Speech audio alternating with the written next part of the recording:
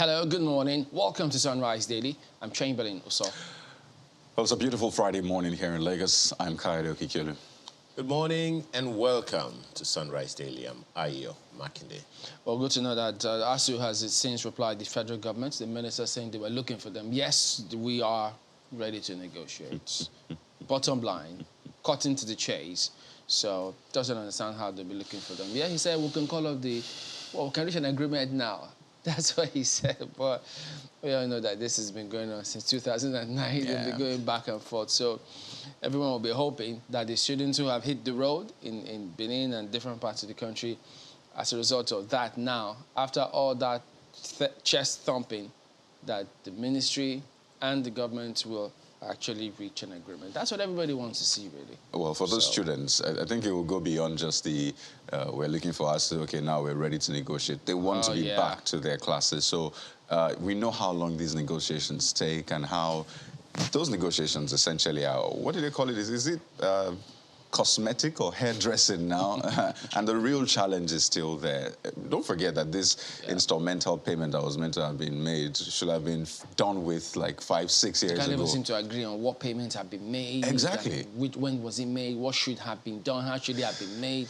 Oh dear. So if they make this 70 billion naira, there's still the installment, because it's a whole 1.3 trillion naira. So you wonder, when will the next strike be? If this one is shelved, don't forget, they always say we suspend the strike. It's no, we end or stop the strike. So you just wonder, for how long would we continue like this? You know, guys, while we are looking at today and looking at the issues that we are raising, for me, it's always futuristic.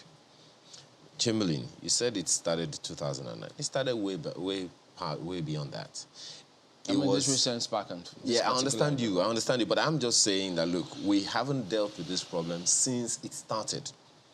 It was in the Babangida government that I started hearing brain drain. In what sector? In the medical sector. And it was, I think it was the Olikoye administration, ministerial role that tried to mend fences with the federal government at the time on that matter. And that is that. Medical sector, and look at the other sectors of our lives now. The highly trained consultants, medical practitioners and all, we invested so much in them, and before you know what is happening, they all packed their bags and they left the shores of the country. And today we are where we are. And now we're talking about education, and we're not just talking about education. Do you remember the time we spoke with the ASUU president? He said the implications, the long-term implications are very, very severe. Are we even looking in that direction? But then, are we also looking, much as they know, but we just somehow don't want to face up to the reality of fuel scarcity. Yeah, fuel scarcity. And you know that the tanker drivers, remember when they started, people thought it was, tanker drivers, because that was what made the rounds at the time, thinking it was them. But now, even though they were planning to go on strike, but NATO and the petroleum tanker drivers have finally said, okay, well, we'll shelve our strike. I think they said the minister or the NNPC intervened, and then they will hold off. Not even forgetting how all of those arguments going back and forth from the NNPC as to what kind of stock they have, how much do they actually need to clean up this, where some people think, so there you go. That might have been the main thing going on concerning, rather than tell us, well, ethanol, this happened and that one. And then we're waiting to get to the bottom of it, and as if several top people in this country have been murdered and killed. Over this. Do we know who the killers are? Oh, right. And then we're supposed to wait and say, no, not being pessimistic, but just being realistic. It's just sad, really, because this is the reality. I was on the road yesterday, and it was free. I mean, Lagos Road, typical Lagos Road at rush hour, 4 p.m. And I felt privileged to be on the road. I wasn't even driving because the tank is almost empty. And I just thought about it. So, as you said, it wasn't the tanker drivers. Yeah. It wasn't quite the bad fuel, because we've heard that, okay, we isolated, or is it quarantine, the bad fuel? So that didn't quite work. Then we heard I mean, just those two things. And they tell us that we have supply. Nothing really comes out of it. But the point I'm trying to make is this. So how do we ensure that this does not happen again? Because it's the same with ASUU. We keep going over this cycle. And I thought about it. How about you legislate that and this is not me going too far, I just thought about it, legislate that every filling station that has petrol must sell it. Because what we've seen is people have become mini gods. Filling stations have become mini gods. That's They'll going to be a big one. A big one. But, I mean, you have supply. It's not fair. If you don't sell it, then, I mean, you should allow the officials of government to come sell for you. Maybe you don't have manpower or the willpower, political will. That's one. And everybody shouldn't buy beyond a certain level or a certain amount, 3,000 to 5,000. That way, it can go around. Because what I see is people packing all the vehicles in their house, all the jerry cans they can muster, and you wonder, do you want to sell this? It reminds me of when I always remind sort of those days where you had even at odd numbers on the roads. At the end of the day, what happened to it? How are they going to enforce that? Because already you have agencies in that ministry who are supposed to enforce all of this, not even to let us get to this stage, but look at where we're at. But this happens in other climes, pardon me, and it works. So many things work in other climes, guys. There's so many things, but when it gets there... Guys, it goes back to the issue of education that we talked about. Like, take it or leave it. Education? Yes. Tell us about Chamberlain, it. what is supposed to be the primary role of the ivory towers? Policies, initiatives that are supposed to help the nation go in a particular direction. Where are those people in the ivory towers? What are we doing with their brains? No strike. Couldn't we have avoided that? And you talked about things that happen in other climes that don't happen here. Why? For God's sake, I ask this question all the time. What's the Nigerian ethos? Where are we going as a nation? What are we channeling all of our energy into? For instance, Channels Television is a news channel. Do you want to have someone comes here and says, okay, I want to sell, I want to have a comedy program, squarely musical, or I want to have an entertainment program on Channels Television. Is it entertainment news? If it's got nothing to do with news, it cannot come on Channels Television. So that's all of our energies is channeled in the line of news. Why? Not that we're driving away potential customers. No. But I get your point. I'm sure you get the point. Absolutely. So what is our energy channel towards as a nation? We have been talking, guys, about, what's that word now? Meandering around the mountain of advanced economy, channeling our energy into agriculture till tomorrow. Even the young people don't even want to go into agricultural classes. Are we making this thing, what's the word to use now, sexy enough for them to want to do it? Is it appealing? Friday effect. In the space of all the things that we're talking about, we talked about education here. We're talking about fuel scarcity and all of that, and we're talking about things that we shouldn't even be talking about as a nation. So, what is the Nigerian ethos? All of our fuel scarcity, all of our fuel supply will be geared towards that. All of our education will be geared towards that until we decide that this is what we want to do, this is what we want to be known for as a nation. Guys, when is the next strike? I hope not. But by the way, have you recovered from Valentine's? I mean, a word slipped through and I just thought, where did that come from? Well, I was speaking to one of my uncles back in time. A guy wanted to use the word and he said, you can't use this word. I said, check the meaning of the word. What does it mean? I'm sorry. I just thought the word means appealing, period. Okay. Don't overthink the point is fuel scarcity is a big challenge and we need to solve it. I took a detour, pardon me, because I couldn't get it out of my head. Really. Oh, dear. Anyway, you'll be all connected. You talk about education. Well, to some extent, our leadership process. How do we get people? What kind of people what kind of people come through at the end of the day? But it's just so, it appears to be so much, right? But I mean, we can always address issues. It doesn't appear, Chamberlain. It is a lot. You always talk about the leadership recruitment process. Are we preparing anybody for the future? Guy, in 20 years, the effect of what are we talking about now? ASUU strike and all of those things. Scarcity. In 20 years, we will know. What's happening in the Northeast? What's happening in the North? How many out-of-school children do we have? Well, so many on that. But we're just going to go ahead and take you through some of the dailies this morning. Let's start with Leadership newspaper today. Whoa, they're talking about leadership as well. The leadership process. So exactly. Look at that. That is the front page of Leadership newspaper today. INEC may shift 2023 polls if PMB signs electoral bill after Tuesday. So there you go. They usually have all sorts of permutations about these things. But then, yeah, this is a headline quite all right. But, I mean, it's all there that people know that no matter what happens, elections have got to hold. They should all remember that they have that etched or impressed strongly to in mindset and systems.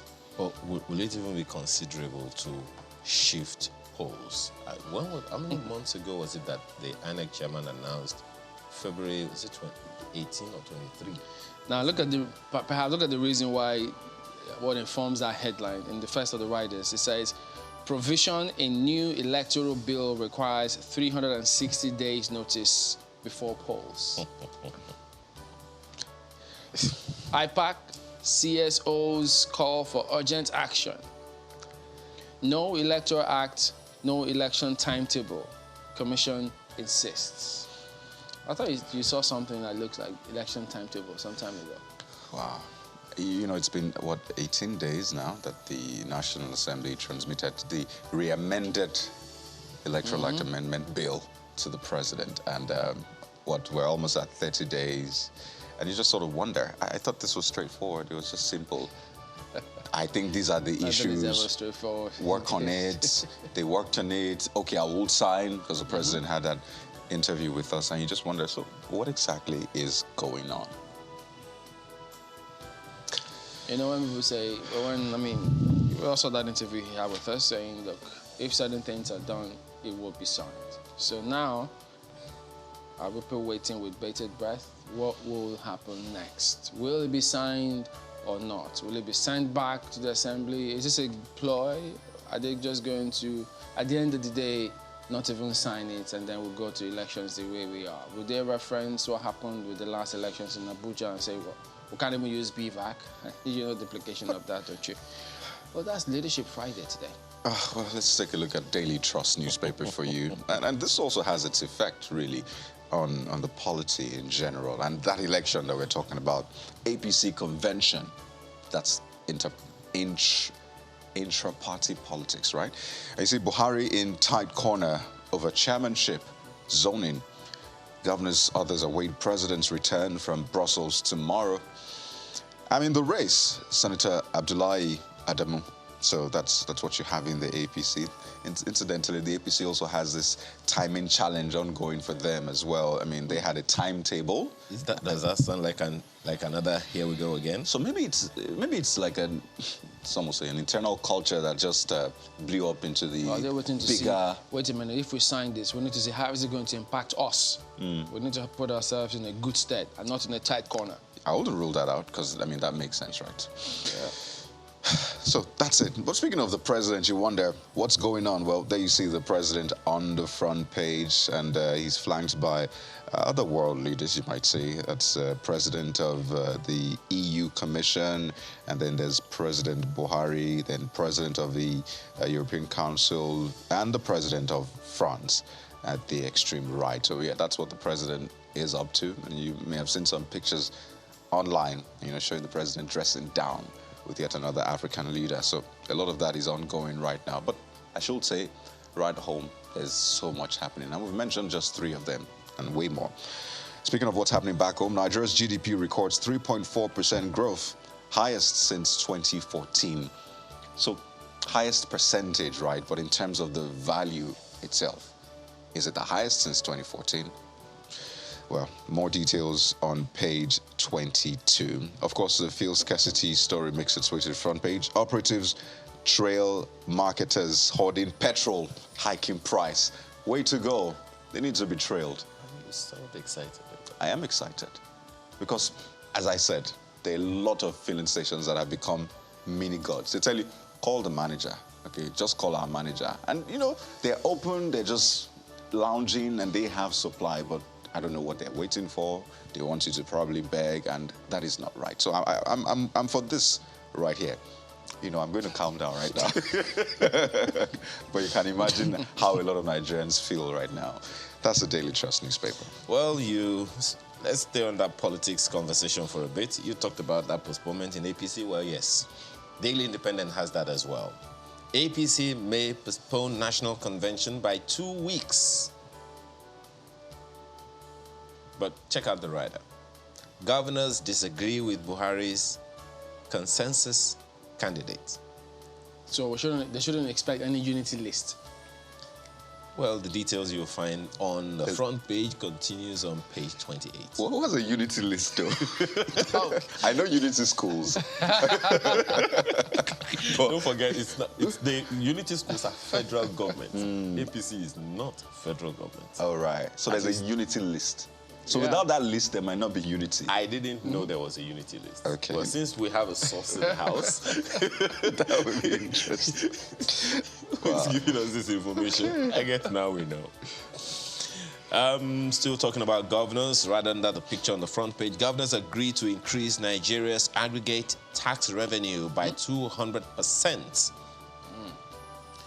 How useful, how helpful that will be at the end of the day is what will be good to see. Begin discussions with BPE on sale of NDPHC 5 power plants. And the minister right above the picture, 5,000 naira means a lot to poor Nigerians, according to a minister. Find the details on page 7 of the Daily Independent newspaper this morning. It is true, actually. Others.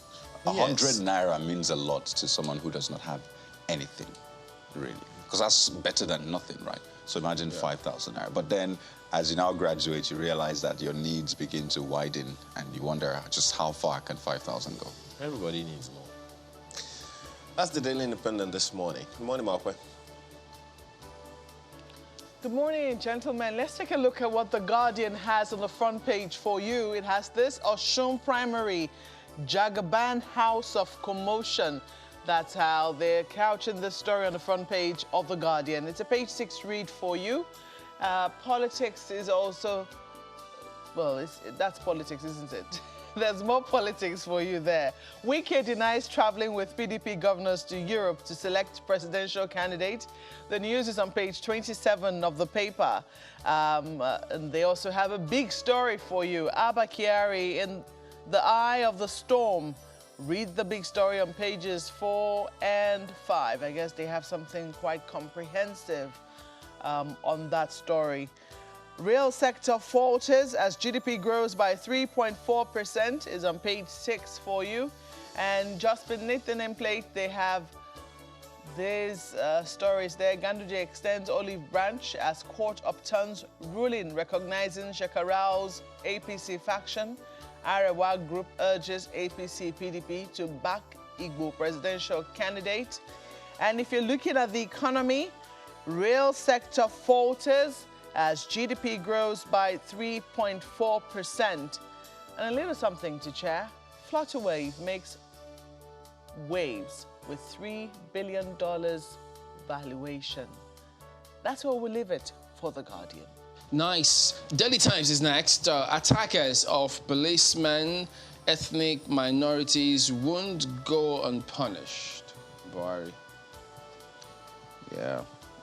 And then you see the writer says, killing in the name of rituals, political agitation, tribal hatred, not in keeping with tenets of our religion, civilized cultures.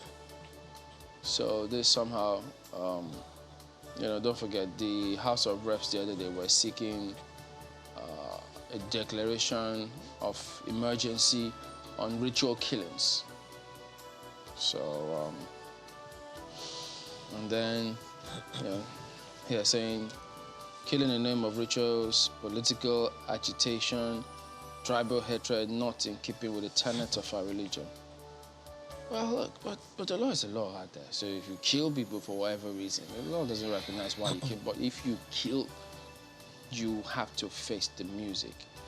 So I think we'll have to be seen to uphold the law a lot better than we're doing, such that there'll be huge deterrence to anyone who does any of these things. Because if we're looking to see how movies are affecting things, it just means the laws are weak.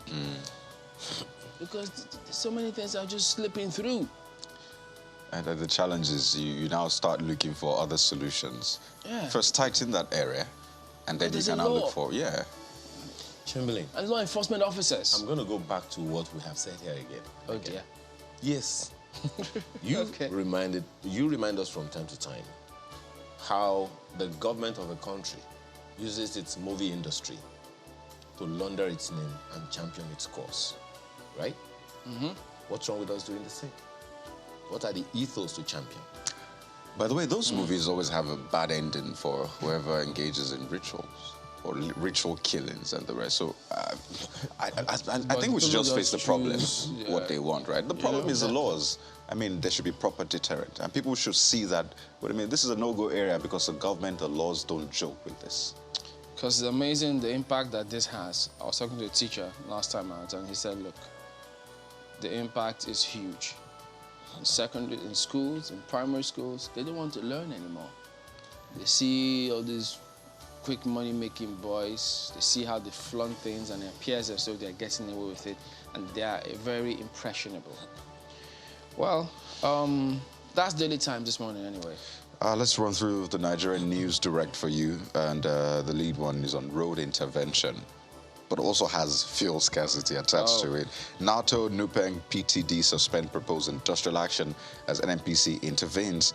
Parties pledge to ensure nationwide availability of petroleum products, to review freight rates for transporters. So that's the big one for them. But take a look at this one. You may have missed it, but we didn't miss it for you. Civilian harassment. Reps consider body-worn cameras for security agents. Yeah, I mean... Sounds good. Sounds good, right? Are we hearing this for the first time? No? But this is like a thing now. I mean, they sort of agreed to it. So what I just thought is, how much will it cost? So we have over 300,000 policemen. Of course, not all of them are on the roads, on the field. I'm just imagining which of the policemen will be ready. They all wear. Is it the same policemen we see that jump in front of your car early in the morning and say, asking you, where are you coming from? Well, that'll be good. Early in the morning when you're going to work. You'll see action shots. It will actually be very check good. those Yes, body it'll be counts. very good if we have that. Because I remember a policeman, you know, I think in the US, one of these countries, who wore a body cam and committed a crime. I'm just thinking about the cost. We're still struggling with subsidy. It's okay, it makes sense. We're still struggling with subsidy, ASUU, Don't think and too all much. of that. It will be billions, I can assure you. It will be billions to provide that Cameras camera. ain't cheap.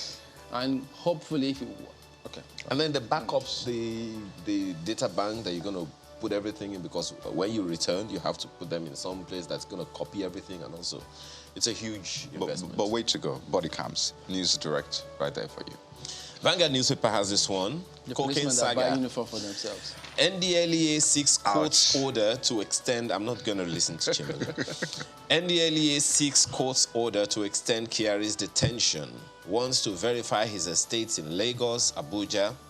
PSC suspends 2 Kyari's men, directs IGP to suspend 2 inspectors. And right under the picture, fuel scarcity, FG marketers, others disagree. Mr. and Mrs. very quickly. Mr. is sitting down. Next week. Mr. is seated and says, what's this?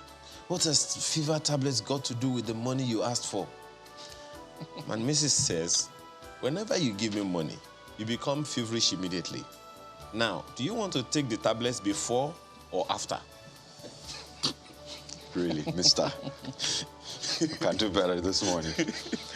That's the Vanguard newspaper this morning. Okay.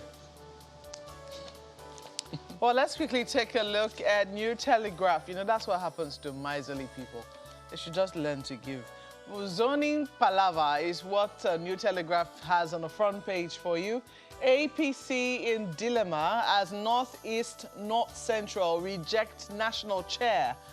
Buhari governors tread different paths. Governors must be put in check. That's from the party chieftain. And you find details on pages 2 and 4 for you. Reps federal government's 150 billion naira budget cut will affect NDDC, NEDC, UBEC, NASENI, others. Say president's request constitution review report to be laid next week. Oh yes, there is still a constitution review going on. And don't forget that $1 billion hasn't budgeted for that in this year's budget.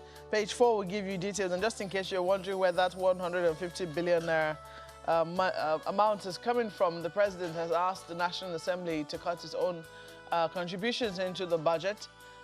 And this is what the reps are saying about that. Under capacity hampers Nigerian carriers' efficiency. 82 aircraft in service, others grounded. Operators lack critical mass to compete. That's from Fadugba, page 3. We'll give you details.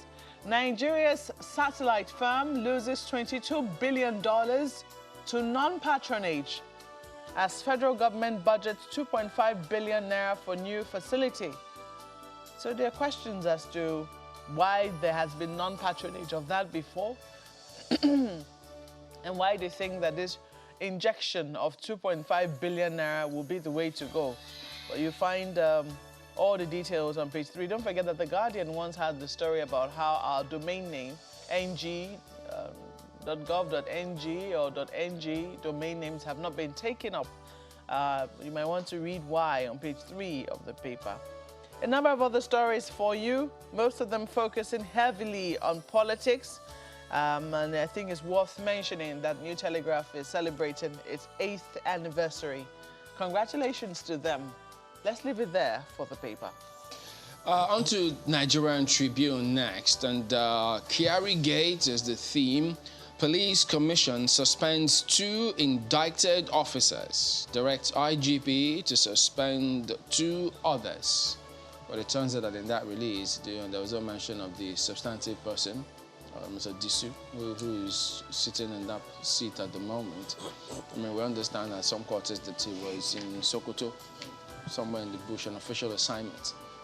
And he officially handed over to his 2IC, who was, whose names are now. Oh, wow. And then all this is happening. So, who knows? It appears some politicking going on in that office, as it was. So, that's why I haven't heard his name in several quarters. People ask, so what about the man who said, what's he been doing? Well, who knows? By the way, one of them is at large, still at large. Yeah. It's been, so it's not Maybe entirely. he saw it coming. Yeah, police officer actually at large. That's amazing. Even though we have Interpol, they work with Interpol, police work with all of those things. So I think police have their ways, so they should be able to get that out. And then look at what's at the bottom of the paper. As ASUU APC primaries hold tomorrow, Oyetola Aregbesola in test of will. Police parley stakeholders on peaceful conduct. So this is a verb. The intensity, how tenacious, the way they go about these things. You always tell us they're there to serve us. You see how they so want to serve the people intensely. Yeah. They have provide energy. Service. Yes. Meanwhile, we have a huge customer service challenge in this country. How did that come in? It's true. And I know that you have been at the receiving end quite a lot. So if anybody hasn't been, please raise your hand. Just raise your hand. Please stand up. Raise it in our mail. If you haven't received it, don't let it. Is it from the aviation to the transport? To the telecoms, to banking. Even when you're going to buy something to pay for it, with your own money, you know what the power is with the buyer. But the seller will always be Italian. Oh, you know, that deserves a proper... It's a beautiful country, I tell you. Absolutely. Lovely country. Absolutely. That's Tribune this morning anyways. Oh, okay, there you go. That also ends a look at some of the dailies here today. Don't forget to tell us a thing or two about what you might have heard us review in any of the dailies this morning. We'll be glad to read from you. But we will be back in a moment. Don't go away.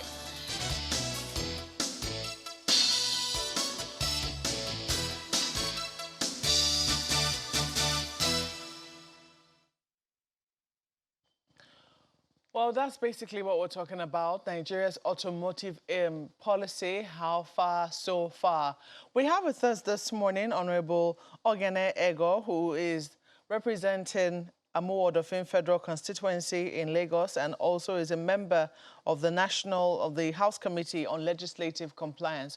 Honorable, you're welcome to Sunrise Elite this morning. Thank you, thank you. I'm happy to be around once more. I'm sure that I do not know if you've taken an interest so far in terms of how we have come up with the national automotive policy and how far we have complied with it. But we do know that there have been complaints from manufacturers of automotive vehicles every time a new policy comes out, which seems to put their own business in jeopardy. Nigeria has been looking at well, I say limiting the use of second-hand cars before now and having more Nigerians take on brand new cars, especially cars that are produced in-house. How is that policy coming along? Well, the policy have not done very well. And I must say that the people to blame is government for the failure of the policy. You will recall that during the civilian regime of Shehu Shagari, there was an auto policy that was working well. We had several assembly plants in Ibadan. They were manufacturing brake parts. In Inewi, they were doing wipers and other things across the country like that. But by the time the military came in, all these policies died. And for some time, it appears it became government's policy to just bring in completely built cars into the country. And this is costing us a lot of money because as we speak today, we're spending close to 2 trillion naira to import cars. You can imagine what 2 trillion naira would do if this were to be put in manufacture of cars in the country. It will employ thousands upon thousands of graduates. But after that, the thing died, and as you can see, Volkswagen of Nigeria died, the Mercedes manufacturing plant in Enugu died, Star in Bauchi died, and a host of companies all died because of government policy. Now, in 2014, during the twilight of the Jonathan regime, they tried to bring back the auto policy. And that was a very bold step. And that initiative led to various companies coming to set up plants. Indosi Motors was blazing the trail before that. They did very well. Consciaris Motors, a host of other companies, you know, India companies here and there, all of them started coming up. And when they started coming up, again, federal government fell short of encouraging them again. So much promise was made, but not much is done. And at a stage, the tariff on fully imported cars was almost like the tariff on CKD parts to assemble vehicles. So under that circumstances, why would you spend so much money to assemble vehicles, whereas it's easier to just import the vehicle and make money? So with the result that the auto industry have basically crashed. But I'm happy that government is planning to bring a new one. But the new auto policy is taking too long a time, because right now, look at growth. We thank God we had about 3.30% growth recently. This is a far cry from the 8% growth we are achieving during the Jonathan regime. If we can have a good auto policy, which gives enough tariff reduction to encourage people who are bringing part to manufacture vehicles, I can assure you this economy will grow. And again, we also need organization from abroad to come and manufacture the engine, because no engine of any of the assembled cars are done here. Even Indosi Motors, with the major stride it has made, the engines are still imported. But this can be, if government gives enough incentive in the new auto policy, of course, people will come to start manufacturing the engine parts here. Mm-hmm. There's nothing wrong if, for instance, you give 100% incentive in terms of duty free, you know, and then of course about 5-year tax holidays for people to manufacture engines. We have so many engineers coming out of university, really nothing to do. But Nigerian engineers, the school in Nigeria, they go abroad, they are the best all over the world. So I think that Nigeria needs to rethink. As a member of the National Assembly, we'll be very happy if the government brings a bill on auto manufacturing to ensure that more vehicles are manufactured in Nigeria. And also for those who manufacture vehicles in Nigeria to make profit. About a month ago, Nigeria Police unveiled a lot of vehicles that was given to them by the Police Service Commission.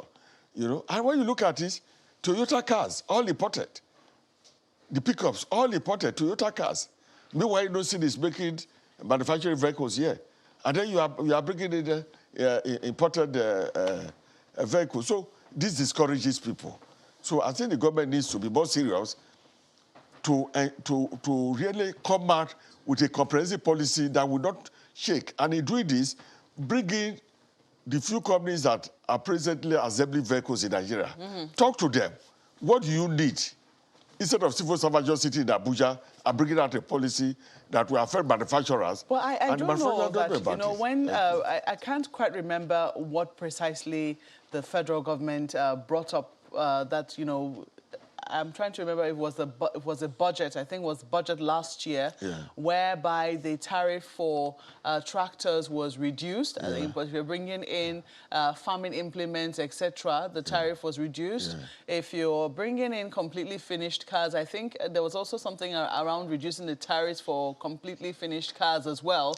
And the automotive, those in the auto industry protested very strongly against that. But there have also been questions as to even government's own take-up of, you know, this completely finished vehicles locally produced here in Nigeria. And that includes the National Assembly, by the way, Honorable. Remember that when the 9th Assembly started, there were questions as to whether or not honorable members were going to be willing to take up Nigerian vehicles as their own cars. But there were questions, I mean, I think there was some resistance around that area. Maybe you'll speak to that much later.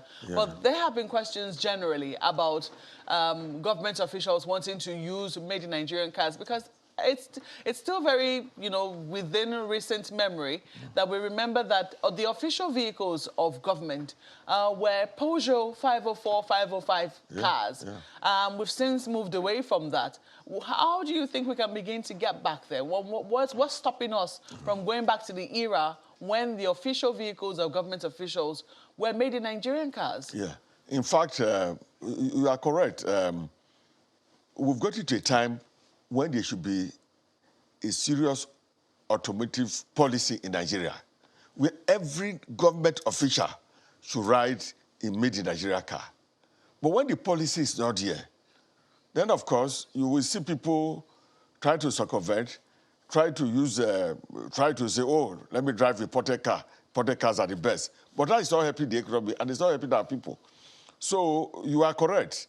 We need a new automotive policy that will make it compulsory that from the date it comes out, maybe from this year, you know, no government official, unless old vehicles that have been bought, no government official should procure vehicles that are not manufactured in the country. If you do that as a policy, then everybody will follow. But if you don't do that as a policy, it's difficult. And like you talked about the policy that was done last year, 2 years ago, which I, as a person, also criticize. Even tractors, if you reduce the tariff on spare parts for tractors and you encourage those who manufacture tractors, I can assure you that you don't need to go and give 35% reduction on fully built tractors to encourage people to import it for farming. No. If you do it within a year, you will see Nigerians who will be willing to discuss with their foreign partners, and then you assemble the tractors here. And a situation also where you now say, oh, we need vehicles in Nigeria, the one we are manufacturing are not enough. Therefore, let's reduce duty on imported vehicles. Fully built vehicles. It's very wrong. It's very wrong. At worst, we should be able to bear the pay for a while and encourage made in Nigeria cars. Let me tell you what, Ibokwe. The auto industry all over the world have been the major engine growth of a lot of economy. If you look at America, in the 1930s, you know, over 90 years ago, when Ford started manufacturing vehicles, vehicles in America, and they started this massive mass production, it grew the American economy so much. And once a country starts manufacturing vehicles, there will be other areas that will come out. Once you manufacture a vehicle, you can manufacture almost everything. So that technology will begin to go into the industry, going to the whole country. So government must do everything. Government must do everything to ensure that we have 100% manufactured vehicles in Nigeria. The engine may not be built by that company. You know, the engine can be built by another company in Nigeria. Honorable, you have skirted around the question of, that conversation which happened in the National Assembly. You haven't quite addressed it. Yeah. What was the controversy about? Well, is it the controversy of... taking up Made in Nigeria vehicles for members of the House of Reps? Yes, that's what I'm telling you. And I'm saying that it was wrong for National Assembly or any other organ of government to buy foreign-made cars. But the problem is that we don't have an auto policy. If there was an auto policy, where it's clearly spelled out that all government officials must use Made in Nigeria vehicle. Of course. There are those who will say that is not a law. The policy is not law. So there will be those who will say nothing compels them to comply with that policy.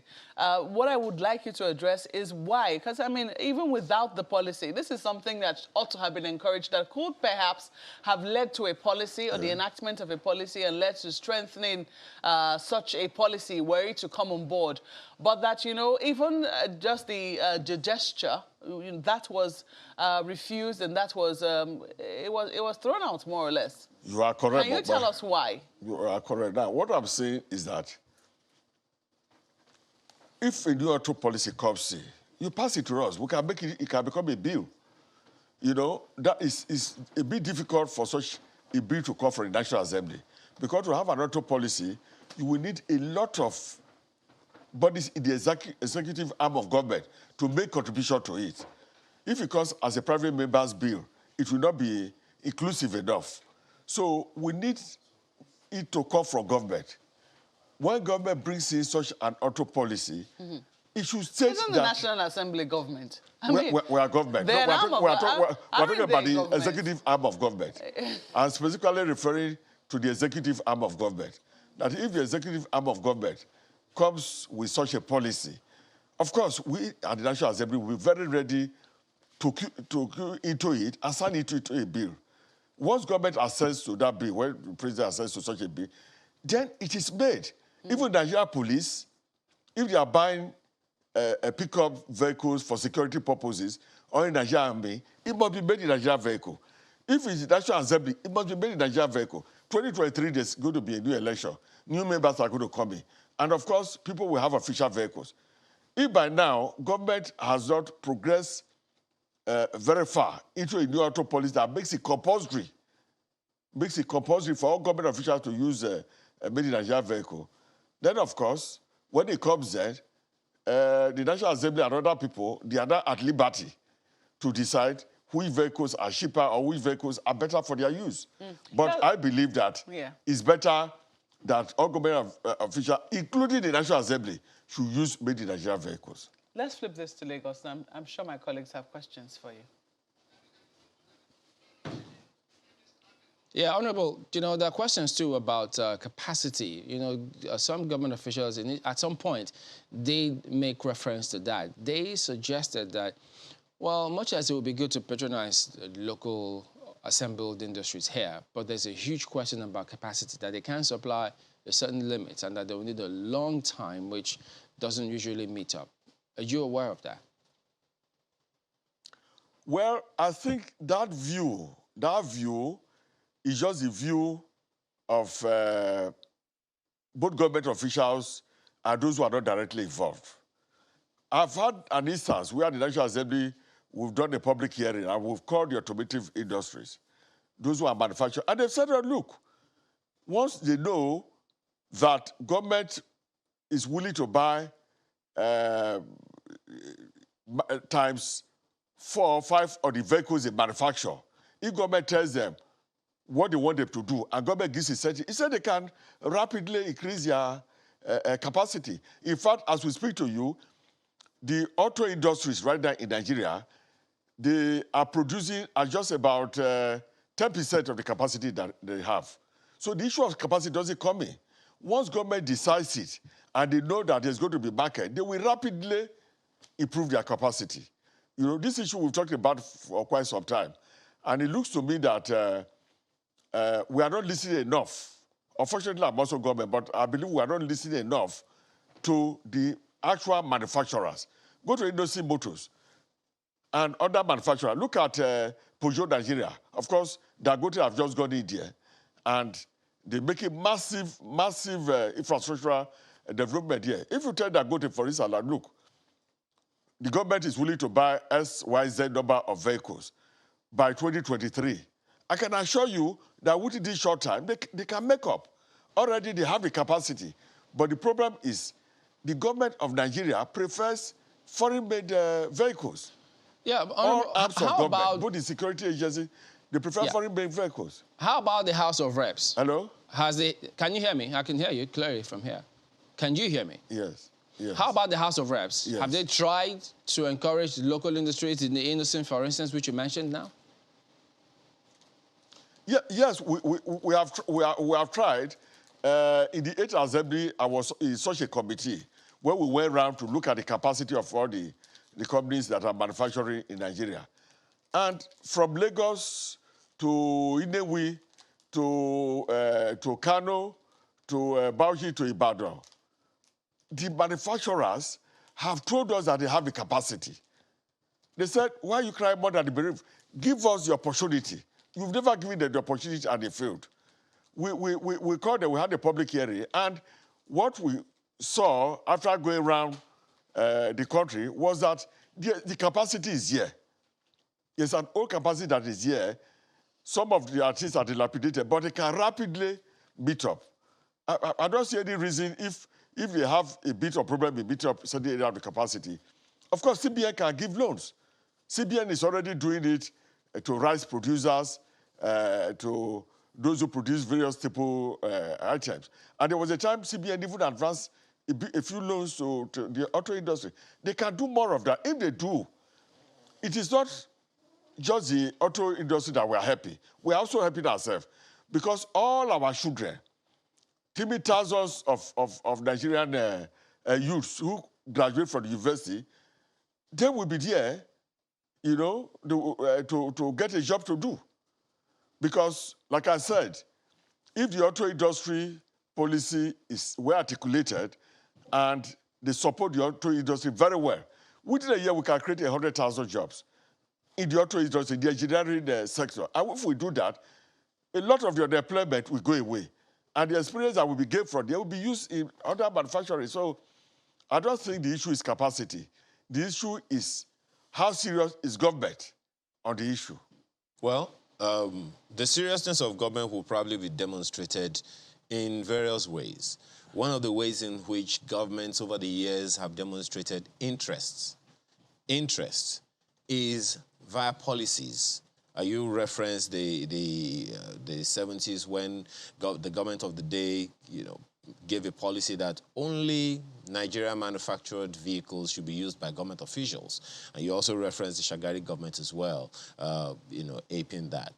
But then today, part of your own, you know, function in government is lawmaking. And stakeholders in the automotive industry in Nigeria have complained, have raised issues about the Finance Act 2020, saying, look, it's a disservice to the auto industry to reduce duties on vehicles. The reason for the increase in the duties was to reduce interest in imported vehicle by making it a little more expensive so that Nigeria-made or Nigeria-assembled vehicles will be cheaper and more affordable for the people. Now, in terms of lawmaking, do you see a situation where governments, whoever, whether executive or the legislative bill, would come up with a law that says only Nigerian-made vehicles should be patronized by government? Do you think it's something that will be considered? Of course. If you know, we can bring a private member's bill on that issue. But like I said, the auto industry... How about a legislature, that a bill by a legislator, rather than a private bill? Yeah. That's what I'm saying. So it's better if such a bill, you know, comes from the government. If it comes from government. And then let the private sector have input into it. That is those who are interested in manufacturing vehicles locally. We have a lot of them that are identified already. See Motors and a host of them. Strike Force. You will need to get them together to participate. When government have gotten that together, they bring it to us. We will be very, very willing to pass such a bill within short time because we know that we need to grow the economy. We need more people to be employed in the economy. We know that we have so many engineers who are trained, but no place to work. Well, now, no place to work. Honorable, since you said that, just 1 second. Since you said that, I mean, legislators have gone around the country and have seen the capacity is there, that it's only for government to do the needful. Is it something that a member of the National Assembly, such as yourself, could actually initiate this move, come up with this bill, make this proposition to the executive, even to the members of the National Assembly, say, let's do this for the future of our country? Yes. I can tell you that initiative is on the ground at the National Assembly. Initiative is on the ground. The only thing is that because of what it takes to assemble the components of such a bill together, it has not come fully crystallized. But I'm one of those who is working on it. And we hope that if the executive arm of government does not bring such a bill in time, of course, we'll put in our own, and maybe during the public hearing, we'll be able to dot the I's and the T's and get contribution from the various sectors. I can assure you that in the coming months, you will be seeing such a private member's bill that will come out from the National Assembly. If it does not come from me, it will come from some of my colleagues. But certainly we are on it because we know how important it is for the country. And we know that such a bill is important that we also make it compulsory that all government, any purchases coming out from government, must be done on vehicles that are manufactured in Nigeria, not imported. We appreciate that there are a few vehicles they may not be able to do in Nigeria, some military vehicles. But even then, some of the Nigerian companies, they are in a position to manufacture military vehicles, which they are now selling, that the army are using. So the technology is here, the knowledge is here. The only thing is the political will. And I can assure you that this is something that we shall be very willing to invest our faith and our action on. And the National Assembly will soon have such a private member's bill. And I think that assurance... To ensure that, that the auto policy comes to stay. Because the executive arm of government that are supposed to do it seems to be delaying on this. Okay, quickly, Honorable, we're due for a break as quickly in about as we want. 2 minutes. So that's the position. Right. So this assurance that you're giving to Nigerians, I mean, it's good, but people can they know what to expect based on what has happened in the past. So how are we sure and confident that this will sail through when, even as at today, the National Assembly, and I'm talking about you and your colleagues, do not patronize made-in-Nigeria vehicles? Well, yeah. Please go ahead. I can hear you. Well, it's unfortunate that even the National Assembly did not patronize made-in-Nigeria vehicles. But we have been talking about it, even at the National Assembly level. And I'm sure that going forward, it is something that will be corrected because we know the implications of it. If the auto industry is doing well, the growth in the economy will be far more than the 3% which is being reported now. And employment will be huge. And of course, a host of other industries will spring up. For instance, tire manufacturing. There was a time we had Dunlop, we had Michelin, they were manufacturing tires in Nigeria. Today, tires are fully imported. So there are a host of other areas that will grow with the vehicle manufacturing. It's in fact going to help the economy so much. Absolutely, that but Honorable, any legislator or as any you have government said, official that does not support it is simply being unpatriotic. As you have said before, and I think that moving forward, this is something that we are going to work on.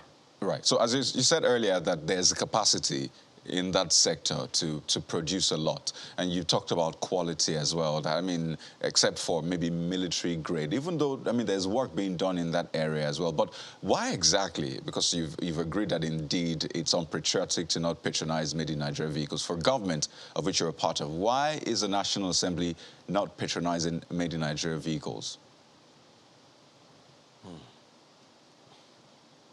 You know, that is a difficult question for me to answer, you know. First of all, I'm not the spokesman of the National Assembly or the House of Rep. And you know that in the National Assembly, you have leadership also. It is something that the awareness is coming up now. And as the awareness is coming up now, you know, of the auto industry, I can assure you that the National Assembly is listening. The leadership of the National Assembly is listening. And I cannot see any reason why maybe after 2023 election, the National Assembly will sit down and not patronize made in Nigeria vehicles. In fact, some of us have entered vehicles manufactured by Innocy, their Jeep, their cars, and they look so beautiful. You don't see any difference between those vehicles and the one that are imported.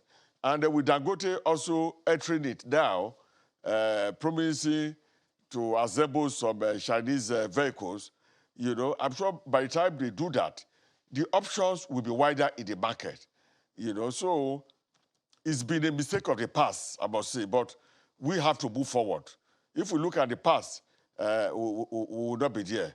But government needs to work with Ministry of Finance, with Custom also, to appreciate that we need to lower duty to almost 0% for components that come for vehicles that are manufactured here. And once you manufacture them here and they are selling, of course, VAT and other things will be attached to it, and then government will make more money. Yes, and there are people who say that, you know, beyond that, there also has to be facilities for Nigerians to be able to afford such vehicles.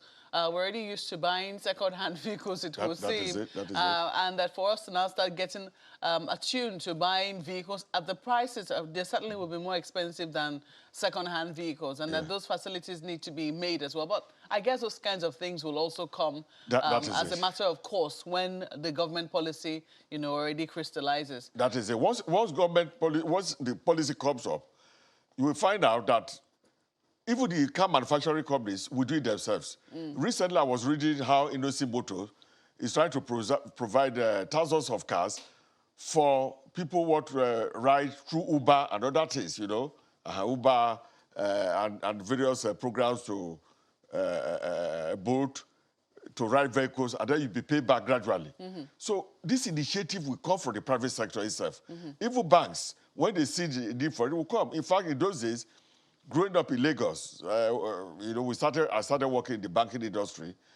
And at that time, we know that the banks were freely giving out loans for people to purchase vehicles. But the whole system crumbled.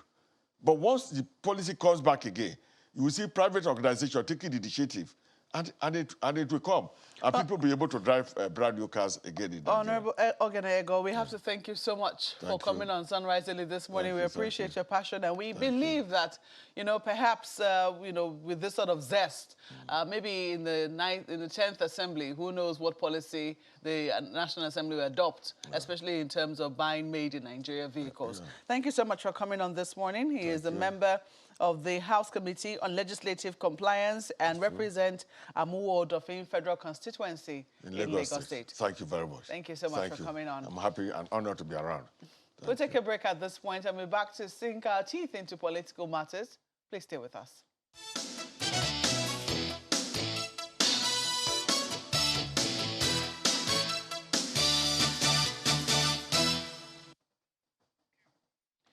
Well, turning our attention, as that slide already told you, to developments in Ebonyi State, and we're talking about security. There have been complaints from members of the ruling party and the opposition in the state about governance, and they've been complaints of harassment. We've also seen those complaints taken up at the National Assembly by the members from Ebonyi State, you know, representing certain constituencies in the state and the House of Representatives, bringing up those issues there as well. And we'll also be talking about politics and the issue of internal zoning arrangements within Ebonyi as well. It's not just a federal issue now. Within the different states, oftentimes the governorship has to rotate within the different senatorial districts. Now that all the senatorial districts have had it, whose turn is it? We have with us this morning in our Abuja studios Chief Moody Erenede, who's Ebonyi State PDP legal advisor and a former special advisor on legal matters to the former governor of Ebonyi State, Sam Ego. You're welcome to Sunrise Elite this morning. Thank you. Well, interesting developments coming up in Ebonyi State. One of the things that had been praised before now was the initiative to bring up new security apparatus, which was going to be manned by the state for the better security of the citizens. But it looks like this hasn't gone down well with members of the PDP in Ebonyi State who were before now of the same political fold as the governor, but it looks like things have not gone down. Matters have since turned awry since that development. What is the grouse that the PDP in Ebonyi State has against this security outfit in Bueago, which has been founded by the governor in Ebonyi State? Well, thank you very much. Structurally, if you look at what they call Ebobagu, you will just discover that it is a militia group that was put in place against PDP as an opposition party. And I'll go straight to why I say this. Number one, the structure. It may surprise you to know that the current chairman of APC in Ebonyi State is the security consultant that holds sway that every Ebobagu militia or operative is answerable to. That alone will tell you something. As they say in law, you can't be a judge in your own case. The two major political parties in Ebonyi State are PDP and APC. And if the chairman of APC is in charge of a militia group, whatever you christen it to be, whether it's Ebobago, whatever it is, you will see that already the foundation is questionable. And instances now abound of how this security outfit, Ebobago, is being used. It is basically deployed against the opposition. We say PDP because basically PDP is the opposition party in Ebonyi State. Let them name one person who is not a PDP person or who is not a supporter of PDP that has not been a victim of all these cases of extrajudicial killing, harassment of people. Nobody in Ebonyi is free today. When you say harassment, what do you mean precisely? What we mean is if you are perceived or you are known to be a member of the opposition, you are a target. Have you been targeted? Not directly, but if they have the chance, they will not hesitate to do so. Why do you say if they have the chance? You say there's almost nobody who is a member of the opposition that has not been targeted. Yes, because what they are doing is a systematic attack of principal members of the party. You may have read or known that Right Honorable Linus Okorie, a two-time member of the House of Representatives, is being haunted for presently in Ebonyi State, courtesy of this Ebobago outfit. If you have a case against any citizen or any resident of Ebonyi State, the proper and civilized thing to do would have been to report formally to the police. But that is not what they are doing. What they have done is a situation where they have now supplanted the Nigerian police with Ebobago. In Ebonyi State, Ebobago is the body that does arrests. When they arrest you, take you to the old government house, the former government house, which has become a torture chamber for this militia. That is when they are done with you, they now hand you over to the police, which has been very complicit in matters that concern Ebobago. We have pictures of people who have been tortured, some amputated as a result of such torture, after which they are taken to the police in Abakaliki, and nothing happens. Huh, these are very grave allegations. And you are sure, you're certain, I mean, there is nothing that justifies torture. I know that in our laws, you're a lawyer, I know that in our laws, I mean, I think that there is some prohibition against torture. However, there are questions as to whether or not they have been, are they just picking up random people and torturing them, or do they have any illicit dealings that have, you know, made them fall out with the law? Let me give you two instances. Akeze, in Ivo local government area of Ebonyi State. Incidentally, that is the local government area of the former Senate President, Chief Pius Ayim. Someone had a dispute over Indian bamboo. That person, one Ayim, Unaogo, was said to be, I'm speaking of him in the past because he's dead now, was said to be a supporter of PDP. An ordinary dispute concerning Indian bamboo. Ebubago was brought in. And what did they do? They took him to some lonely bush, killed him instrumentally with an axe. And he died, and it resulted to some protest by the villagers. In the course of that protest, another person or two were shot dead by Ebubago. Then let me come to Afikpo North local government, Akboha community specifically. There was a traffic incident involving a government vehicle and some group of youths who felt the driver of that government vehicle drove in a manner that was not very safe for other road users. Before you knew it, Ebubago had been called in. And that traffic incident resulted in the death of 2 citizens. How have they deployed the Ebubago? Somebody wrote something concerning, on Facebook, social media, concerning that incident. As we speak, that person is now facing trial in Ebonyi State because they have, there are 2 evils, twin evils of Ebubago and the cyber crimes law. What they do now is, how am I sure that when I go back today, they won't start looking for me in a more intensive manner? When you speak of anything that concerns the Ebonyi State government of today, you would have committed cybercrime. These things I'm saying here, by their calculation, is some kind of cybercrime. And who is going to come and arrest me? Not officers of the Nigeria police, but Ebubago. Okay, so I understand that this matters. They're in court. Is that correct? Some of them are in court. Some, to the best of my knowledge, the cyber crimes thing is in court, that I know of. Ebubago, I may not really know if it has been taken up in court or not. Well, I do know that we have another guest waiting. Let's flip to Lagos now for the introduction of that guest. Chamberlain. Yeah, thank you, Mark. But we've got Uche Oji, who is the Commissioner for Information in Ebonyi State. He joins us virtually. Good morning, and thank you for joining us on the program today.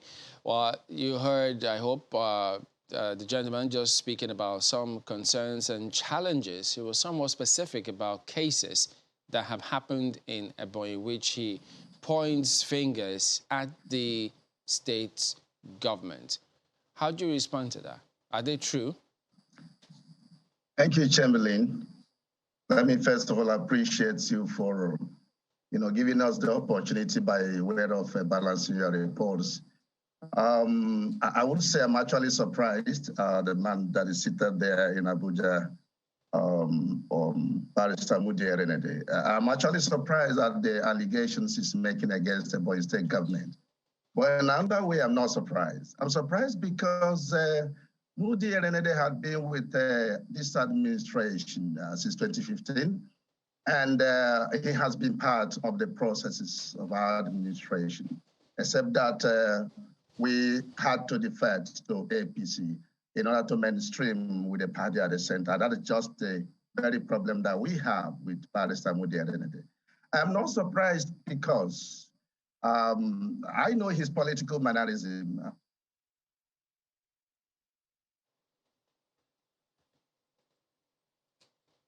Okay, well, you heard there. So, Barrister Mudi, before we get Mr. Oji back, so you have been a member and you're crying wolf. He says, well, there is none. Did you lose out in the politicking and then you began going against them? That's what he seems to be suggesting. Well, Honorable Uchenoji.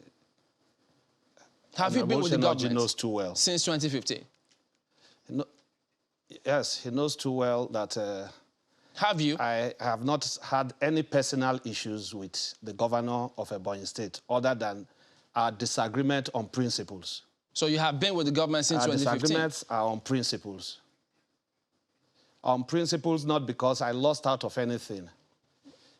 Wait. Can you hear me? Let me place one thing on record. Ebonyi State remains a PDP state. Well, Barrister, how we came about this hackneyed coinage. Have you so he's right when he says Ebonyi, you've been with the party since 2015? Yes, that's what I'm coming to. Not just since 2015, since 1998.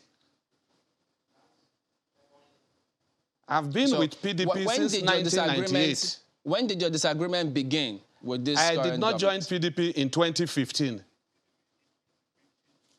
No, he said you've been with this government since 2015. Yes, I've never been an appointee of this administration. I played a role during the campaigns that brought in the present governor in the 2019 elections. And I want to say this. The Ebonyi State government today is APC, but Ebonyi State is a PDP state. The governor was elected on the platform of PDP. I am sure if you go and take a look at Chief Moody, certificate of return, what he said, whether it's true or has not amended it. Yeah, just a minute. We'd like to establish APC. What he said, if it's true or not. When did your disagreement with the government begin, since you've been with them since 2015? I don't want to use the word disagreement. We would rather say, why has the government of Ebonyi State changed to what it is now? That the governor, it is within his rights to go to APC. Okay. But it is not within the rights of the governor to lock up the secretariat of PDP in Abakaliki, Ebonyi State, before you get to that point, he does not want PDP to thrive. All right, before we get to that point, those are some of bring back Mr. points Oji. His connection, we lost him at some point, but he's back now. Mr. Oji, could you go ahead with the point you were making?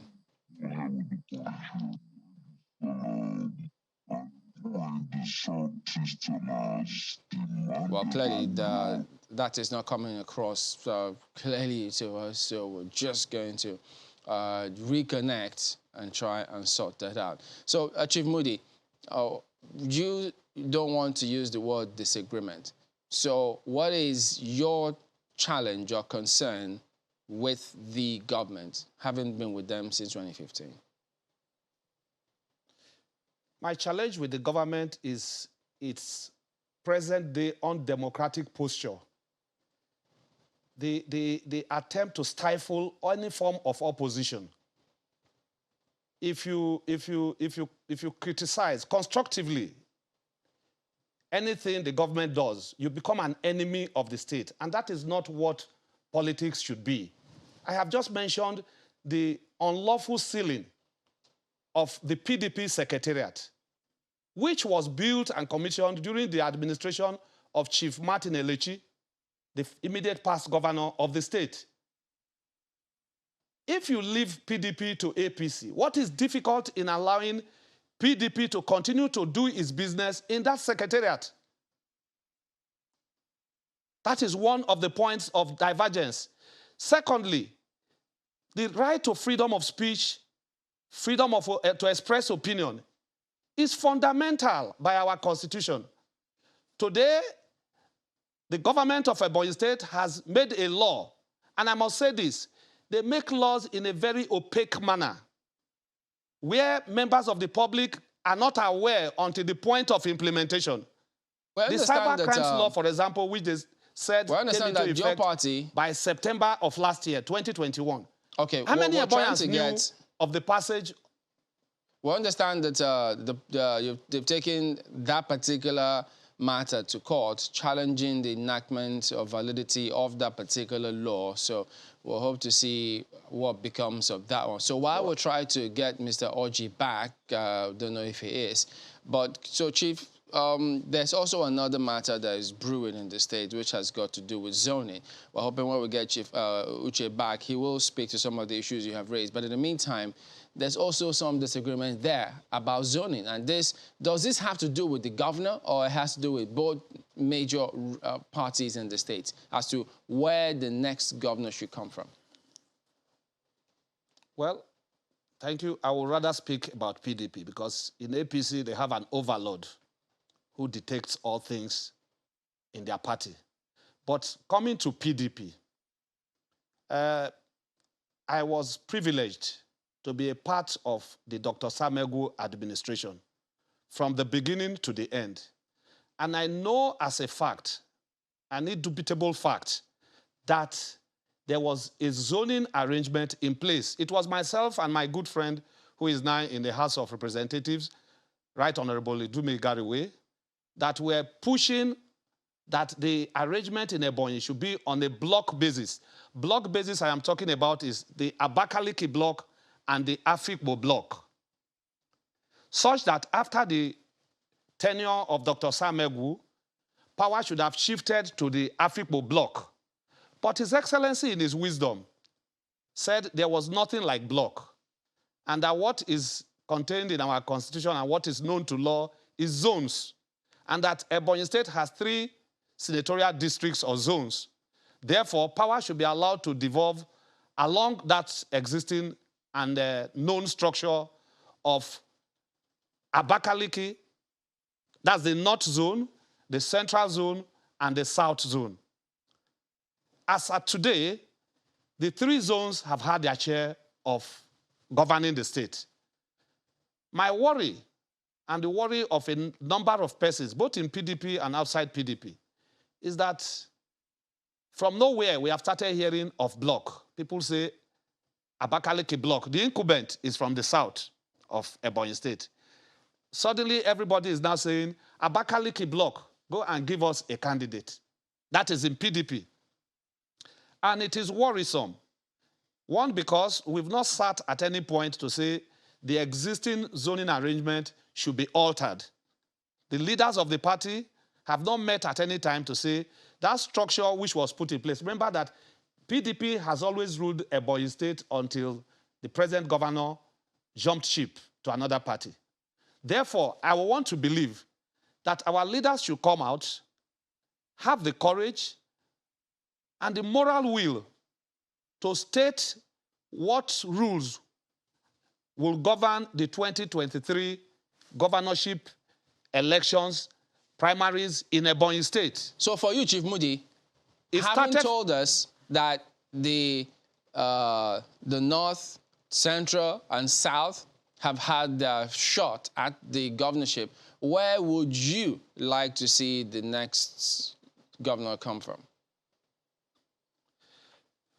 Well, I will not give a straight answer, but I would say structurally, flowing from what the narrative I gave about when His Excellency Dr. Sam Egwu was governor and what he put in place, ordinarily it would be the turn of the North to have a shot at the governorship by 2023. And in Igbo land, traditionally also, I must bring this one into contention. In Igbo land, when you share things, and every person who is a partaker of that sharing process would have taken, traditionally, it starts from the last person who took. Therefore, it is either, if we follow the zoning arrangement that is already in place, it should be the turn of the North. And if you don't want to respect that, and you say, by tradition, we should go the traditional way of sharing, then the South will start taking until it gets back to the North. However, my worry is not so much about these things, because we cannot be slaves to zoning. The problem with Nigeria today is that we have elevated zoning to a point where competence, qualification for office, ability to do the job you are asking to be elected to go and do are now secondary. My position is for PDP, because we have to take back our legitimate office of governorship of Ebonyi State, which was just taken midstream. For us to do this, we must do equity. We must avoid impunity. And that is why in one of the interviews I granted on my birthday, I canvassed the view that the leadership of PDP must come together. All right, Chief. If either we follow... Well, we'll go to break. When we return, I mean, when you say take back your legitimate position, are you suggesting it's illegitimate for any other party to win elections, even if they're elected by the people? We'll talk about that and this politics of zoning when we return. A lot more in just a moment. Stay with us.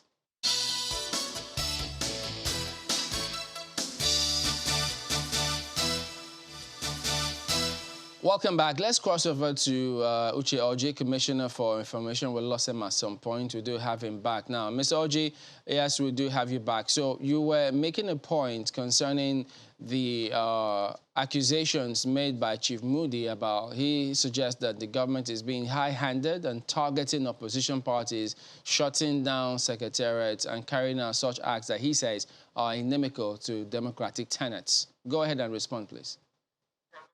Chamberlain, I was going to tell Barrister Modi it's the same government, the same mannerism of government that he enjoyed when we were together that is still there on board doing a lot of wonders. And it's the same security office, security officials, the same, which he made nominations that is still there. The only difference is that we did change the nomenclature, the name, arising from the demand of the South that we should have a common name, just like Southwest. That is just the difference. And again, I want to say that the laws are there that made for the constitution of Ebonyi security outfit, as it were, and their powers are there, the limits of the powers are there. And I'm sure, very sure, that the security agencies, I'm talking about conventional security agencies, are appreciating their partnership, they're appreciating the collaboration that they are having with Ebonyi. They have never complained. And you rightly know that security outfits are not the making of Ebonyi State. Conventional security, they are that of the federal government. So if they are not complaining and you are the one complaining, then there is an issue. But let me also mention that Ebonyi has done quite a lot when they came on board. One of them is that all of these crimes being committed in parts of Southeast is reducing, tremendously in Ebonyi State. Perhaps I don't know why. Why Barrister Moody and some of those PDP members are raising eyebrow? Could it be that they are accomplices in the crime that used to occur in parts of Ebonyi State that is now reduced to the barest minimum? Do you know that in Ebonyi State, we don't observe sit-at-home on Mondays because of the level of engagement government has done with the actors, non-state actors. Do you know that we don't have all of those unnecessary, violent attacks, agitations because of the presence of okay, but Commissioner, so what about what he also did say that if you criticize constructively, you'll be picked up, that people are afraid to speak up because they are being targeted. Why is that happening? Which is what he says is happening. Mr. Moody also needs to know that PDP is not the only political party. We operate a plural system of party in Nigeria, and it's not only PDP that is in Ebonyi State. Let me assure him that it's the same government, the same mannerism of government that he enjoyed in terms of freedom of speech. Our governor believes in the rule of law, believes in the freedom of speech as provided by the Constitution. And I can tell you that we've been very friendly with the Fourth Estate. But the issue is that we have to make a law that will guide against all of this fake news. You will agree with me that fake news has done a lot of harm to the body politic of our country. Ebonyi State not an exception. And through this law against fake news and lies and inflammatory statements, it has helped us to ensure that we reduce to the barest minimum issue of communal clash that used to be. All of these violent agitations, that people do in the name of IPOB, IPOB has come to say that they never do. So if they don't do, who does? Then we have to look at all of these people that are raising eyebrow as the people who are perpetrating all of these crimes. So I want to assure him that whatever we are doing in line with the provisions of the law. And everybody is going about his business. Even yesterday that we had, what used to, in the Southeast, issue of sit at home. Ebonyi State is the only place that people are going about their normal business.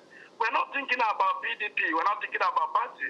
We're thinking about how to anchor gloriously by the end of 2023. We have quite achieved a lot. So if you're not thinking about PDP, is there any member of the party that has been arrested as a result of this law?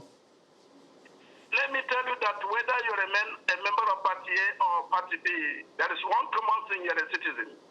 And the law is for you. And nobody is above the law. And the law is made for everybody without any exception. And so anybody who does offend the provisions of the law, either law on cybercrime or any other law, whether you belong to Party A or Party B, you are going to be a subject of the law. Let me tell you, there has been a case where an Ebubagu security official was beheaded. And Samudi is not talking about that. We have cases like that where some officials of Bubago were killed by what Samudi calls unknown men. And but we are looking at those inflammatory publications. Well, we're looking at their posts to see the traces, how those posts connect to all of those incitements against the people of Ebonyi State that warrant pockets of violence and killing. Well, Commissioner, we expect that indeed the killing you talked about and the one he spoke about as well, the ones he spoke about will be properly investigated and prosecuted, because that's the least we can do in this climate. But you haven't quite spoken to the point he raised about the PDP secretariat. And up till this this moment, there's still, pleas and appeals to the government to do something about that. So what do you have to say to the PDP secretariat that he says has been locked by your government? Thank you very much. We still have some other allegations and problems and complaints, from PDP, not only issue of a party secretariat. Let's assure Moody that we have long left Egypt, that is PDP. We have no business with PDP and their secretariat. But let it be known that that PDP secretariat, which is just crying foul, which I don't know the details, was built singularly by the governor where he was party chairman through his creative ingenuity, making that PDP secretariat to be the biggest in the whole of Africa, built by a man that is now the governor of Ebonyi State. And so we have the capacity to build even better and better party secretariat. Of course, the one we have now in APC is better, much better than what he's talking about. So we have got no business. But if there is any issue of law court, order on any issue of stealing, so who are we not to obey the order of court? What? Mr. Lodi, well, Commissioner, it's interesting. I should be able to explain to you quickly what actually did happen in the case of stealing of the PDP secretary. So when you said, Commissioner, pardon me, laws of the state. If you can hear me, Commissioner, when you said that the governor... They have the sprinkle. Okay, Commissioner, just a moment. I need to put this in. Pardon me. So when you said that the governor built the secretariat with his ingenuity and all, so are you saying that it's only right that when the governor left PDP, he would take the secretariat with him? After all, he built it. Yeah, I think you misconstrued me, totally. I said we have got no business with PDP secretariat. But, I was trying to put reconstruct where he said that the party office was built by the former governor. And I'm trying to tell him that it was the same governor where he was party chairman that through his ingenuity built that party office. And we have the capacity to build another one, so we have got no business. But issues of law, there are issues that we cannot question. If the party office is sealed for offenses against the laws of the state, why can't he go to necessary courts, authorities to untie it? Okay, so Ms. Oji, what offense? That are neither here nor there. We have long passed that. We are looking at how we can give the people of Ebonyi State the best. Okay. So could you tell us? Mr. Moody never said that the administration of Governor Mai is not doing well, has not given the people the desire, the dividends of democracy, has not put food on his table, as Mr. Moody said. I remember when I was commissioner for human capital development. I know of a lot of patronages that he got from the Ministry of Human Capital Development, where his boys were empowered, and some of them, of course, were nominated to be part of the then neighborhood watch.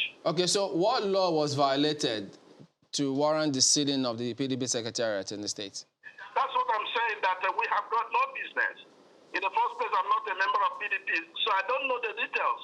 But I'm sure that there are possibilities of, people offending laws.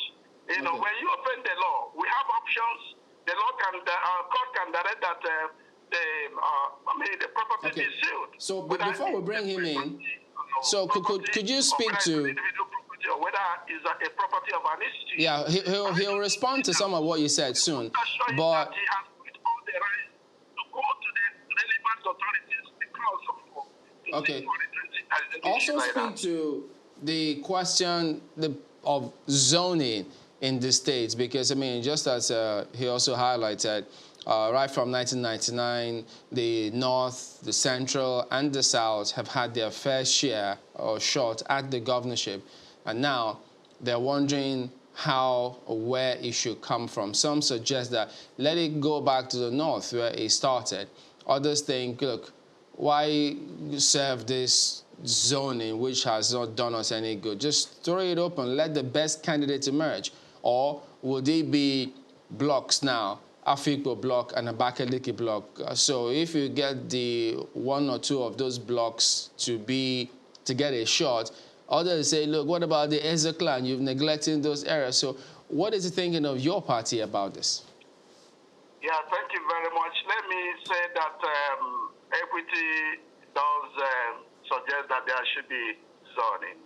Nation building and state building, as it were, also does suggest that there should be zoning.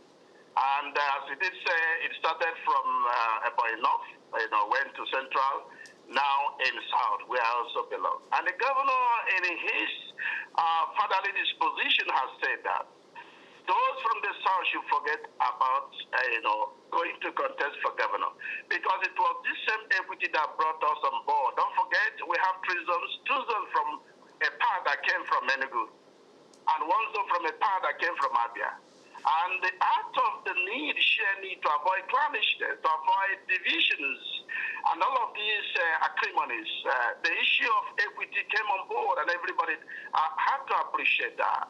So what the governor has said is that we will continue to consult. A lot of people have said it should start from where it stopped. Some have said it should start from the first place. Some are saying this is the oldest clan. But the governor has said we have got no business as Ebonyi South.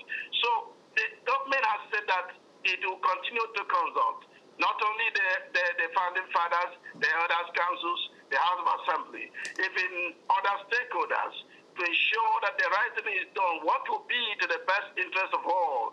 And the governor has urged everybody to open his or her heart to embrace whatever is going to be the consensus decision or this majority decision of the people of Ebonyi. So when we get to the bridge, we shall cross. But I give it to him that he said that this is the problem of PDP. So I can't come to talk about the problem of PDP. I know they have got no leadership. They have got a lot of problems, a lot of interest. They are members of House of Reps in Abuja. All of them are going for automatic tickets. That is the problem. The problem will still come. So when they begin to dance that dance, we will be watching them. But let me assure somebody that I'm very happy that he has got one honorable member in the Reps, his friend. That is Barrister Samudi Erenede. Okay. Let me also thank him for also mentioning Barrister as your boss. Okay, let's let him respond to what you've said, because we're running out of time. So, Chief Erenede, could you respond to what he said? Yes, please. Thank you very much. Let me start from the issue of zoning, which was the last issue he addressed.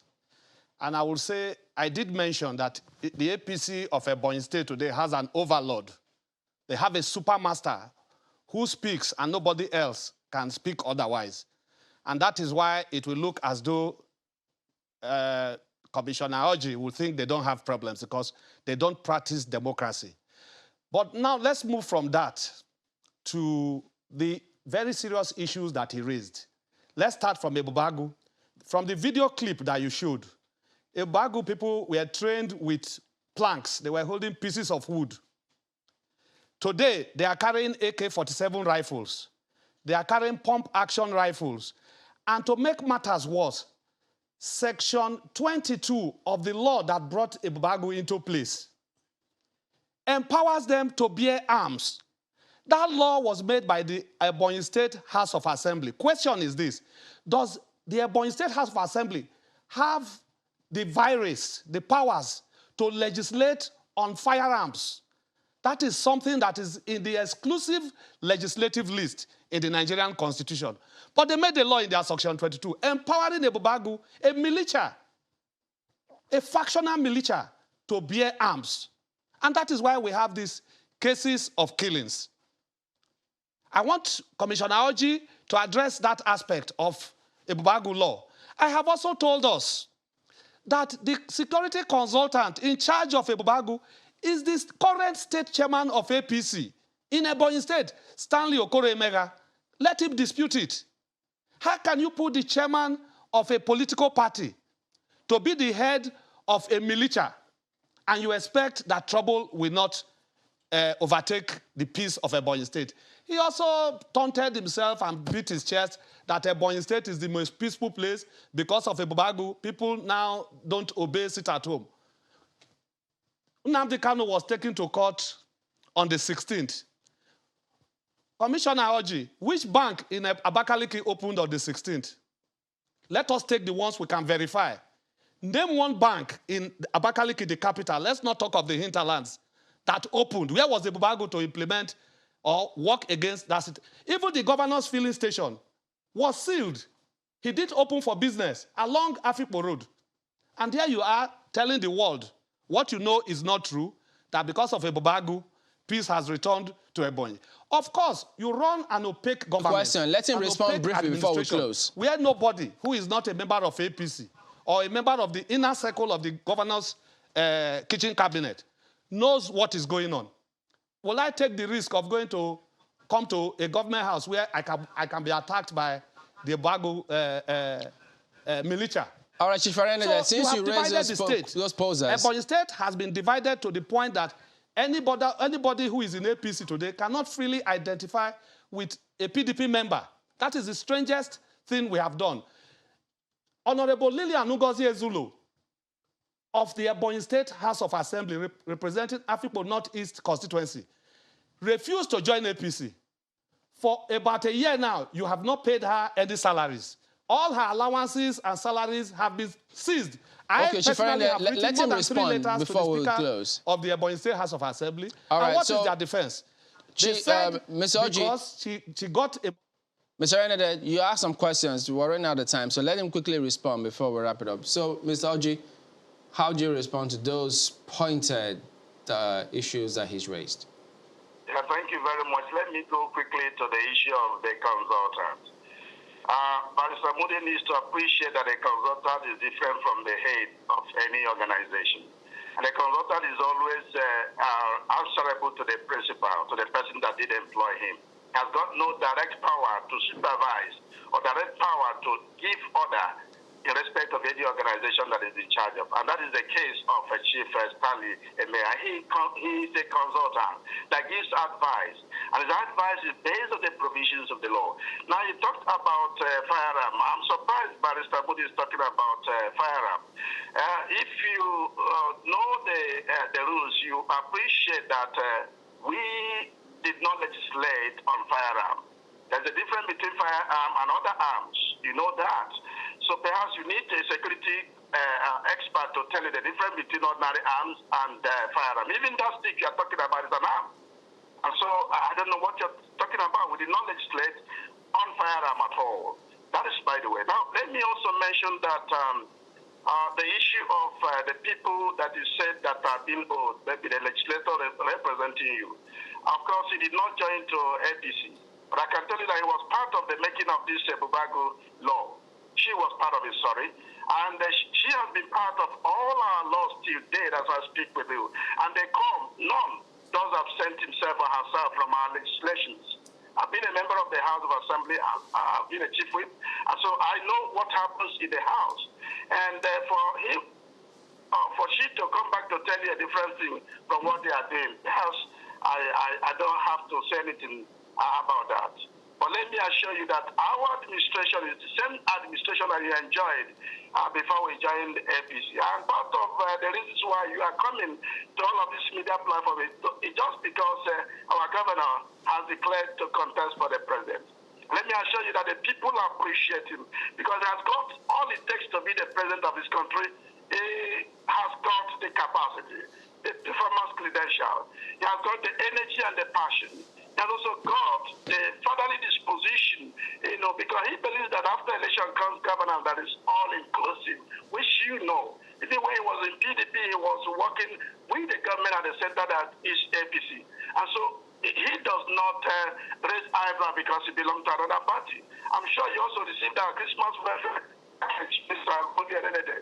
So coming to our media platform to tell lies against a very responsible administration, an administration that has extremely done well, goes to show that human beings cannot be predicted, and I'm surprised about that. Chief Arenada, is that true? Thank you. No amount of sophistry can take the place of the truth. No amount of sophistry can take the place of truth. The commissioner is engaged in a presidential campaign. That is not what I am here for. In PDP, we have Chief Pius Ayim, who is running for the same presidency. Have I talked about him? I'm not here to campaign. I'm here to state facts. Let Uche Noji tell us that Honorable Lilian Ngozi Ezilo is receiving her salaries and allowances like other members of the House who by their actions are APC, but on paper are still PDP members. My own question to you is going to be, how do you see these matters? Because you've made very serious allegations around the founding of Bubagu. There are also questions on zoning. But the major problem right now, it would seem, is the political difference between the APC and the PDP in Ebonyi State. How do you see that being resolved as we go into 2023 to ensure that Ebonyi doesn't get unnecessarily heated up? Well, it does appear we are. I would say this. Once we follow and obey democratic principles that are well spelled out in our laws, there shouldn't be this tension and agitations in Ebonyi State. It is because somebody somewhere wants to be... You see, Ebonyi is gradually becoming a mini North Korea, where once one man speaks, nobody can disagree. I'm wondering whether, do you see an external influence coming in to help settle matters? Well, as PDP members, we draw our strength from the people. When the governor of Ebonyi State joined APC, there was a hackneyed cliche of we have connected to the center. You see it in almost every banner and whatever they have in Ebonyi State. We have connected to the center. That speaks volumes about who would want to seek external help in who becomes governor of Ebonyi State come 2023. The formation of Bubagu, the making of the cyber crimes law are all instruments that are targeted to undermine the... So should they be scrapped then? Bubagu is an illegal entity. Okay. And it should be scrapped. But let me say something. Honorable, we're totally out of time. I'm afraid Okay. we have to go now. We have to thank you so much for coming on this morning. Chief Moody Erenede is the Ebonyi State PDP legal advisor and also former special advisor on legal matters to former Governor Sam Egu of Ebonyi State as well. And we've also been speaking with Mr. Uche Oji, who is Commissioner for Information in Ebonyi State. He joined us via Zoom all the way from Abakaliki. So let us quickly take a look at some of the mails we have received this morning. Festus Akimboyewa, there's a tweet, has this to say on Nigeria's automotive industry. Nigeria's automotive industry can power our economy forward, but how do we expect Nigerians to value made-in-Nigeria vehicles when our legislators flatly rejected made-in-Nigeria innocent cars? It's time we value and flaunt made-in-Nigeria vehicles. Stephen says we need to focus on incentives for OEM parts factories for vehicles locally first before we consider engines. We still import basically all parts to fix our vehicles. OEM, by the way, is original equipment manufacturer. Take a look at this one from Peter Shakuma on Nigeria's automotive industry, saying instead of making it a law and hurting our international relationship with those countries that produce cars other than those assembled in Nigeria, we can adopt a positive attitude to this policy. The Federation may deny those against this policy by denying them incentives. Henry says government is the highest purchaser of automobiles. To grow Nigeria's economy, we have to adopt the shop local philosophy through a legislation. The shop local philosophy encourages industrialization and employment security. Is government the highest purchaser, though? Maybe one single purchaser.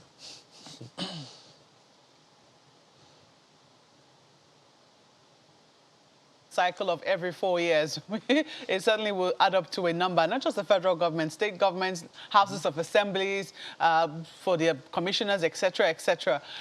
Well, I think shop local is certainly a philosophy we can live with this weekend. Thank you so much for watching. I'm Mark Welgun Yusuf. Well, I wish you a feel hassle-free weekend, right? I'm Kayode Okikelu. At least that, we shop locally. I'm Ayamakinde. Have a wonderful weekend. I'm Chamberlain, so goodbye.